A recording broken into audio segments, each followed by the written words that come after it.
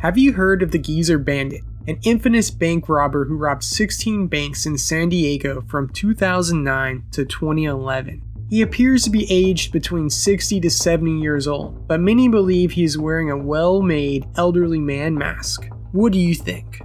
The Geezer Bandit first made his appearance in 2009 in Southern California. Clad in a hat and sunglasses, the elderly bandit successfully robbed multiple banks in San Diego County. What shocked authorities and the public alike was the audacity and cunning display by a person presumed to be a senior citizen. The Geezer Bandit's MO was consistent. He would enter a bank, approach the teller, and pass a note demanding cash. Despite his age, witnesses noted how agile he moved, in contrast to how old he appeared, and his criminal actions. News outlets quickly picked up the Geezer Bandit story, and he turned into a media sensation.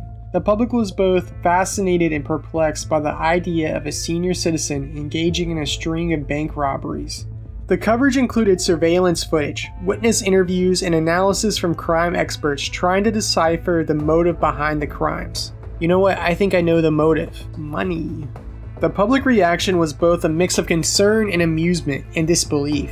The idea of a senior citizen executing one of the most sophisticated string of bank heists across California in modern age is quite astounding when you think about it. I'm friends with a lot of old people. I know a couple of old men that are probably just one bad day away from coming up with an idea like this. It's kind of like the Killdozer story. There's some old people that are just one bad day away from doing something like this. But the old man robber inspired memes, jokes, and even fan pages on social media brought it up, adding an unexpected layer to the unfolding saga. I mean, it's definitely something to remember. And the fact that this is unsolved makes it even better. The Geezer Bandit presented a unique challenge for law enforcement. His age and unassuming appearance made it difficult to identify and apprehend him. Despite numerous surveillance images, the suspect managed to evade capture, leaving investigators scrambling to uncover clues that would lead to his arrest. The Geezer Bandit phenomenon didn't stop at a single perpetrator. Copycat incidences occurred, with individuals inspired by the original bandit attempting their own heists. This only added to the complexity of the investigation, as law enforcement had to sift through a series of crimes, distinguishing them between the original and the imitators. As the heist continued, speculation about the Geezer Bandit's true identity ran rampant. Theories ranged from him being a master of disguise to possibly having inside information about the banks he targeted. The public's imagination ran wild, fueling the mystique surrounding this elusive criminal. In 2011, the Geezer Bandit suddenly stopped as quickly as he began. Many still wonder about his fate. Was he caught for another crime? Did he pass away? Is he living off the money he made? They never said how much money he actually got away with, because in bank robberies, they don't like to tell you how much they get, or most robberies, because they don't want you to repeat the crime, because he must have been rolling in it. He did 16 different bank robberies. I mean, I know it was 2009 to 2011. I didn't know you could be a bank robber these days. See, I can now say I'm now in my 30s, and this guy potentially could have been in his 60s and 70s. I can say when I grow up, I want to be a bank robber still. And that's something. Screw retirement, we probably won't have social security, we're just gonna rob banks.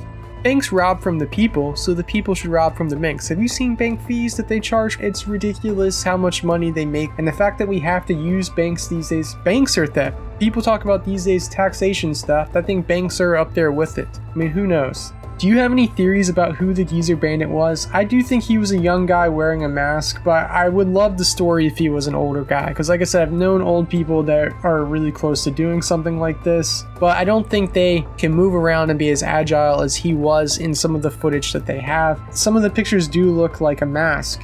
Either way though, he was successful. The one thing about this was, in 2011, it was pretty much like banks and businesses that had cameras. These days, everyone's got a camera, everyone's got a Ring doorbell. You're never gonna get away with this stuff, I don't think. So I'd love to see something like this in modern day. Another reason why I like it is because it's no harm. No one got hurt from doing this. The bank's insured, everyone's insured. It's fine. No harm, no foul. And it made for a great story, great mystery. And I hope you guys liked the story. Let me know your thoughts in the comments below. Like, comment, subscribe. It really helps me out a whole lot. I'd never heard of this one before. I hope to keep making more videos like this one every 6 months or 2 years. You never know. You never know. It's a surprise. But let me know your thoughts. And as always, stay strange.